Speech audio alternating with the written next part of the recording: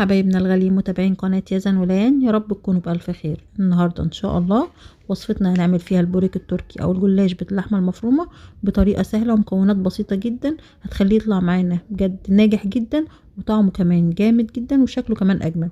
بجد هيشرفكم في اي عزومة. يلا بينا نعرف مكوناتنا مع بعض. مكوناتنا اللي هنحتاجها هنا معانا نص كيلو من الجلاش، وهنحتاج هنا سمسم او حبة بركة، وقرن فلفل كبير متقطع حتت صغيرة خالص، ونص كيلو من اللحمة المفرومة، وهنحتاج بصلاية كبيرة، وهنحتاج بضاية، وهنا انا بستخدمها الجبن مشكل جبن او ممكن تستخدموا الجبنة الموتزاريلا، وهنحتاج زبدة او سمنة، وهنحتاج كوباية من اللبن،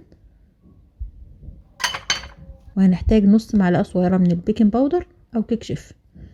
هنبتدي نحضر الكبة وننزل فيها بالبصل ونفرمه فرم يكون ناعم جدا زي ما حضراتكم شايفين.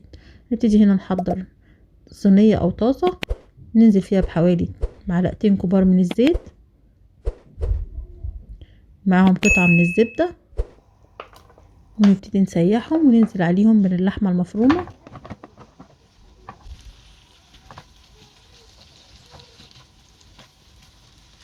ونبتدي نقلبها كويس لحد ما نبتدي لونها يتغير معانا.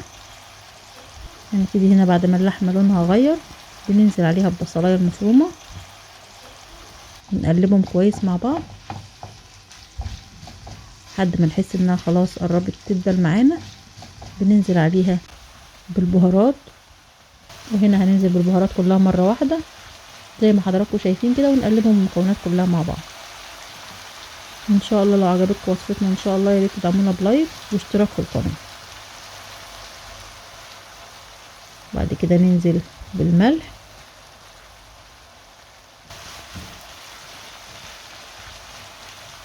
وهنا بننزل في الاخر بالفلفل. بعد ما اللحمة تكون خلاص خدت 3/4 السوا بننزل بالفلفل، ولو متاح فلفل الوان ممكن تستخدموه او فلفل اخضر عادي. وهنا بنقلب المكونات كويس. وبعد كده ننزل بمعلقه صلصه، انا ما كنتش حاطاها في المكونات بس انا حبيت هنا انزل معلقه صلصه عشان اللحمه تاخد لون معانا زي ما حضراتكم شايفين. ننزل بنص كوبايه او ربع كوبايه صغيره من الميه، نسيب اللحمه تاخد بقيه السوا. نبتدي هنا بنسيح كميه الزبده اللي موجوده معانا، منخليهاش تقدح معانا، احنا يا دوبك بنسيح الزبده زي ما حضراتكم شايفين. نبتدي هنا نفرد الجلاش، وعلى فكره ممكن تستغنوا كمان عن ان احنا ندهنه زبده، لان التشريبه اللي هنعملها له هتكون مش محتاجه كمان يتحط، فانا بحط في نص بس الكميه وممكن كمان نستغنى عنها خالص.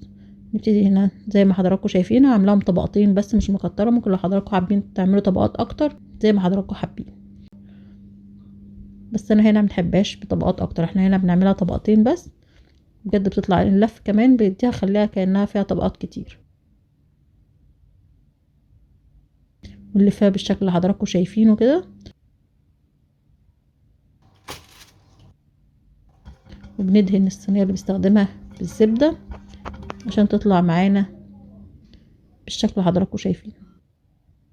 بنبتدي نعمل نفس الطبقات، كل طبقتين بندهنهم بس دهنة بسيطة تحت الحتة اللي هنحط فيها اللحمة، ونلفهم كويس بالشكل اللي حضراتكم شايفينه، ونرصها كويس في الصينية.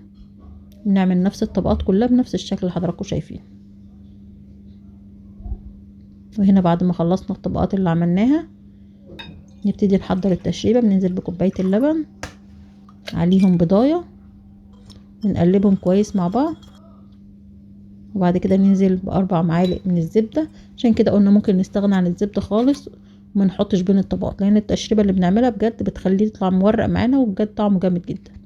ننزل بالفلفل الاسود والملح نقلبهم كويس، وبعد كده ننزل بنص معلقه البيكنج باودر او كيك شيف المتاح عند حضراتكم، اي محسن موجود عند حضراتكم، ونقلبه كويس جدا. ونبتدي نسقيه كويس قبل ما نقطعها، بنسقيها بنص التشريبه اللي حضرناها.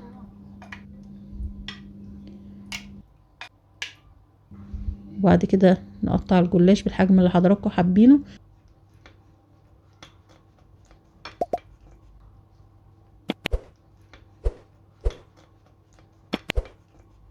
وبعد كده بننزل عليه برشة من حبة البركة والسمسم. على فكرة بجد طعمه جامد جدا، ممكن نحتفظ فيه الفريزر مدة كمان، ممكن يقعد معانا مدة طويلة جدا كمان.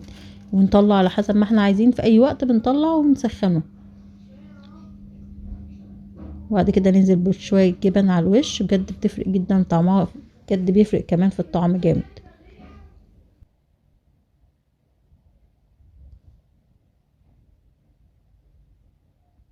وهنا بعد ما حطينا الجبن بننزل بباقي التشريبة اللي حضرناها معانا. يعني ما تقلقوش انها كتير، لا يعني التشريبة ما تتشرب كويس جدا، بتخليها مورقة وطعمها جامد جدا. وهنا بعد ما حطينا باقي التشريبة كلها بنسيبها تتشرب في الجلاش حوالي 5 دقايق، وبعد كده نشغل على الفرن من تحت، تقعد حوالي ربع ساعة، وبعد كده نشغل عليها الشواية في الاخر خالص. بجد طالعة واخدة لون وطعم جامد جدا بجد. يا ريت لو عجبك وصفتنا ما تنسوش تدعمونا بلايك وشير واشتراك في القناة، طعمها جامد جدا، يا ريت تجربوه بألف هنا وصحة على قلبكم.